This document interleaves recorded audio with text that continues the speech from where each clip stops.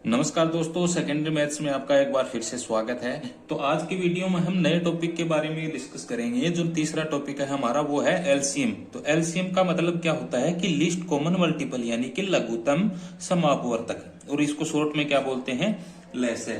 तो इसमें क्या करना होता है कि हमें कोई संख्या का अगर एलसीएम निकालना हो तो उसमें हमें क्या करना है कि शून्य और एक को छोड़कर दो से भाग देना है।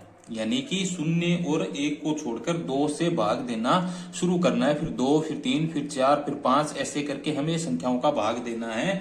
और जहां पर पूरा पूरा भाग चला जाए और लास्ट में एक आ जाए, यानी कि शेषफल एक आ जाता है, तो वहां पर एलसीएम हमारा कंप्लीट हो जाएगा। और जितनी भी संख्याओं का हमने भाग दिया है उन सभी संख्याओं को हम मल्टीपल कर लेंगे तो कौन सी संख्या आ जाएंगी, एलसीएम की जो संख्या है वो आ जाएगी, यानी कि जो लेस है वो हमारा आ जाएगा। जैसे मान लो कि ये संख्या है कि 8, 15 और 20 है। ये तीन संख्याएं हैं। अब इन तीन संख्याओं का हमें एलसीएम ज्ञात करना है। तो कैसे ज्ञात करेंगे, तो इन तीन संख्याओं को हम एक साथ लिखेंगे। फिर यहां पर ऐसे दो लाइन खींचेंगे, ऐसे ये लाइन खींच दी। अब यहां पर हमें एक बात ध्यान में रखना है कि 0 और 1 के अलावा, यानी 0 और 1 को छोड़ देना है। और हमें कहां से स्टार्ट करना है, 2 से स्टार्ट करना है। 2 से हमें भाग देना शुरू करना है। अगर 2 का भाग जा रहा है तो ठीक है, तो 2 का भाग दे देंगे। अगर नहीं जा रहा है तो उसके आगे कितनी संख्या का भाग देंगे, 3 का। अगर 3 का नहीं जा रहा तो फिर कितने का जाएगा, 5 का। क्योंकि 4, अगर 4 का भाग जाता हो तो वहां पर 2 का भाग भी तो जाएगा।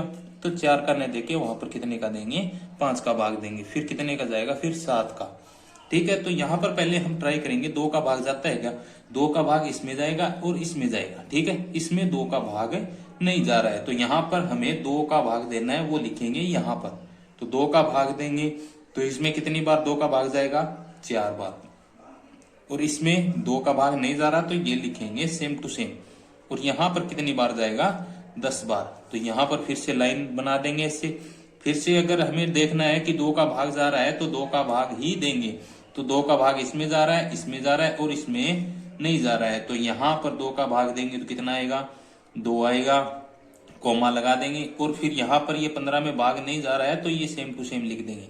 और यहां पर भाग जा रहा है तो यहां पर कितने बार भाग जाएगा, 5 बार। तो लाइन खींच देंगे। फिर यहां पर एक बार फिर से इसमें 2 का भाग जा रहा है तो यहां पर एक बार जाएगा ये। और इन दोनों में भाग 2 का नहीं जा रहा है तो ये दोनों की दोनों सेम टू सेम है, लिख देंगे। अब यहां पर 2 से बड़ी 3 आती है तो 3 का भाग जाता है कोई संख्या में, 3 का भाग इस संख्या में 1 में जा रहा है तो यहां पर 3 का भाग देंगे, 1 आ जाएगा। इसमें 3 का भाग देंगे तो आएगा 5। और इसमें 3 का भाग नहीं जा रहा है तो ये सेम टू सेम लिख दिया। तो यहां पर अब 3 का भाग नहीं जा रहा है तो इसके बाद में कितनी संख्या का भाग देंगे, 5 का भाग देंगे। तो 5 का भाग देने पर यहाँ पर कितना आएगा, 1। तो ये तो सेम टू सेम आ जाएगा। तो इसमें 5 का भाग दिया 1 आ जाएगा और इसमें भी 5 का भाग दिया 1 आ जाएगा। यानी कि यहाँ पर शेषफल कितना आ गया हमारा, 1 1 1 आ गए सब में। तो यहाँ पर हमारा जो लघुत्तम है वो क्या हो जाता है, कंप्लीट हो जाता है। अब मैंने ये बताया था आपको, हमने जिस भी संख्या का भाग दिया है उन सभी संख्याओं का हमें क्या करना है, मल्टीपल, यानी कि गुणा करना है। तो इन सभी संख्याओं का गुणा करेंगे तो 2 गुणा में 2, फिर गुणा में 2 और फिर 3 और गुणा में हो जाएगा कितना, 5। अब इन सभी संख्याओं का अगर हम गुणा करेंगे, यानी 2 गुणा 2 कितने हो गए, 4। फिर 4 गुणा 2 कितने हो गए, 8। 8 गुणा 3 कितने हो गए, 24। और 24 गुणा 5 कितने हो गए, 24 गुणा 5 कितने हो गए, 120। ठीक है, यानी कि इस संख्या यानी 8, 15 और 20 है, इन संख्या का लेस है कितना आएगा, 120 आएगा। तो लेस है कैसे ज्ञात करेंगे, सभी संख्याओं को एक साथ में लिखेंगे और जितनी भी संख्या का हमें भाग दिया है, यानी कि जितनी भी संख्याओं का हमने भाग दिया है उन सभी संख्याओं का क्या कर देंगे, गुणा कर देंगे। तो गुणा करने पर जो संख्या प्राप्त होगी वो कौन सी संख्या होगी, लेस है होगी। जैसे कि ये एक उदाहरण लेते हम कि 3/4 प्लस 9/3 माइनस 6/5 है। तो यहाँ पर हमें लैसे की जरूरत पड़ेगी, यानी कि लैसे की आवश्यकता कहाँ होती है कि इन सभी संख्याओं को अगर हम जोड़ेंगे तो नीचे की जो हर की संख्या होती है उन सभी संख्याओं का हमें क्या लेना है, लैसे लेना है। जैसे कि 4, 3 और 5। अब इन संख्याओं का हम लैसे निकालेंगे तो कितना आएगा, तो सबसे पहले हम 2 का भाग देंगे तो इसमें जाएगा कितनी बार, 2 बार जाएगा। इसमें नहीं जाएगा तो ये सेम टू सेम लिख देंगे और इसमें भी नहीं जाएगा तो ये सेम टू सेम लिख दिया। फिर से हम 2 का भाग देंगे, तो 2 का भाग दिया तो इसमें जाएगा एक बार, इसमें नहीं जाएगा और इसमें भी नहीं जाएगा। अब 2 का भाग नहीं जा रहा है कोई संख्या में, तो 2 का भाग नहीं जाएगा तो उसके बाद में कौन सी संख्या का भाग देंगे, 3 का भाग देंगे। तो ये तो आ जाएगा 1 और ये भी 1 आ जाएगा और ये आ जाएगा 5। अब 3 का भी भाग इसमें नहीं जा रहा, यानी कि जो संख्या हमें प्राप्त होती है उस संख्या में हमें देखना है कि इसमें भाग जा रहा है कि नहीं जा रहा। अब यहाँ पर 2 तो 1 1 आ गए, यहाँ पर 5 बचा है तो इसमें 3 का भाग नहीं जा रहा है, तो इसके अलावा किसका भाग देंगे, 5 का भाग देंगे। तो 1 1 और इसमें भी 5 का भाग जाएगा तो 1 आ जाएगा।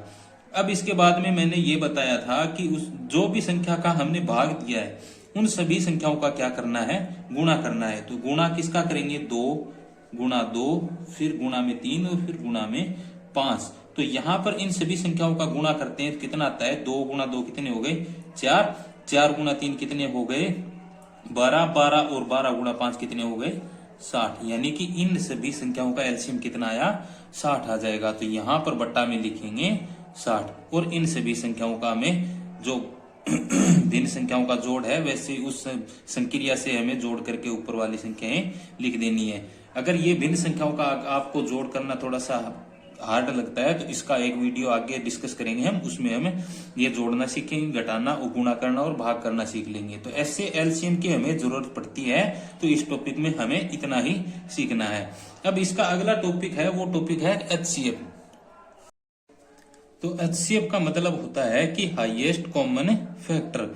तो इसमें हमें एचसीएफ निकालने के लिए हम 2 विधि का उपयोग कर सकते हैं। एक तो होती है भाग विधि यानी कि डिवीजन मेथड, और दूसरी होती है गुणनखंड विधि यानी कि फैक्टर मेथड। तो पहले तो हम भाग विधि की जो भाग विधि है वो कैसे करते हैं उसका डिस्कस कर लेते हैं। कि कोई संख्या दे दी है हमें, मान लो कि 12, 44 और 18 मान लो कि ये 3 संख्याएं दे दी। अब इन संख्याओं का क्या निकालना है, हमें एचसीएफ निकालना है। और कौन सी विधि से, भाग विधि से। तो हमें कोई एक संख्या चुन लेनी है कि मान लो कि हमने कोई संख्या देख ली 44 है, ठीक है, ये संख्या ले ली। अब इसमें हमें भाग देना है दूसरी संख्या का, यानी उससे छोटी संख्या का भाग देना है। तो यहाँ पर कौन सी संख्या हो जाएगी, 12। अब इसमें भाग देंगे तो कितनी बार जाएगा, ये 3 बार जाएगा। तो यहाँ पर कितना आएगा, 36 आ गया। अब यहां से इसमें से घटाएंगे तो कितना बचेगा, ये 8 बचेगा। तो यहाँ पर भाग का चिन्ह लगाएंगे दोबारा, और जो यहाँ पर कितनी संख्या थी 12 वो लिख देंगे यहाँ पर। अब इसमें भाग देंगे फिर से कितनी बार जाएगा, 1 बार जाएगा। तो कितना आएगा, 8 आएगा। तो इसमें से ये घटाएंगे तो कितना आएगा, 4, ठीक है, 4 आ गया। और यहाँ पर फिर से हम भाग लगाएंगे किसमें, 0, 8 में। तो ये कितनी बार जाएगा, 2 बार जाएगा। और यहाँ पर कितना आ गया, 0 आ गया। यानी कि यहाँ पर ये विधि कंप्लीट हो गई। तो यहाँ पर जो ये 4 है, इस 4 का भाग हम किस संख्या में देंगे, जो तीसरी संख्या है उस संख्या में देंगे। यानी कि 18 में कितने का भाग देंगे, 4 का भाग देंगे। तो 4 का भाग देने पे कितना आएगा, 4 आएगा। 4 आएगा तो यहाँ पर कितना आएगा, 16। और यहाँ पे कितना बचेगा, 2। और इसमें फिर भाग देंगे कितने का, 4 का। 4 में भाग देंगे कितने का, 2 का। तो 2 से इसमें भाग देंगे तो कितनी बार जाएगा, 2 बार जाएगा। और ये कितना आ जाएगा, 4। और यहाँ पर आ गया कितना, 0। तो यहाँ पर जो संख्या आती है वो कौन सी संख्याएं होती हैं, एचसीएफ की संख्या। यानी कि यहाँ पर जो संख्या आ रही है लास्ट में, जहां पर हमें 0 मिल रहा है शेषफल, और वहां पर जो संख्या आती है भाग देने पर, वो संख्या कौन सी हो जाएंगी, एचसीएफ हो जाएगी, ठीक है।